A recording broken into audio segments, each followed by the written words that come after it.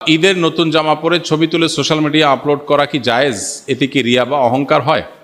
ঈদের নতুন জামা পরে সোশ্যাল মিডিয়ায় ছবি তোলা, এইটা এখন একটা বেশ আমাদের ইয়াংদের কাছে বেশ কমন একটা কালচার এবং ট্র্যাডিশনে পরিণত হয়েছে।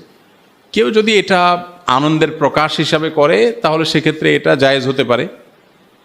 তবে মেয়েরা তাদের পর্দার যে বিধিবিধান তারা যেরকম খেয়াল রাখতে হবে, ছেলেরা তাদের এটা খেয়াল রাখতে হবে। জামাই বউ একসাথে ঈদের জামা কাপড় পরে ছবি তুলে সোশ্যাল মিডিয়ায় দিয়ে দিলেন আর বললেন দোস্তরা ঈদ মুবারক। দোস্ত তো বানাচ্ছেন 5,000 ফেসবুকে। এখন এই যে ছবি দিলেন, এটাতে রমজান জুড়ে যে আমল টামল করলেন এগুলো সব বরবাদ করার জন্য যথেষ্ট হয়ে যেতে পারে। সেরকম একটা কাজ করলেন, তো এটা তো না জায়েজ কাজ। আপনার স্ত্রীর ছবি আপনি সোশ্যাল মিডিয়ায় যখন দিবেন, বন্ধুরা নিচে লিখবেন নাইস। এই নাইসের মানে কি বুঝতেছেন আপনি? সে কি বুঝাইতে চাচ্ছে? একটু বিবেকটা খরচ করেন।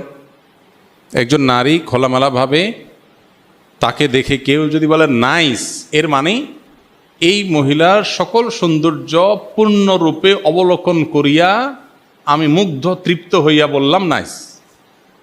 এটা হলো নাইসের তর্জমা। আপনি এবার দেখেন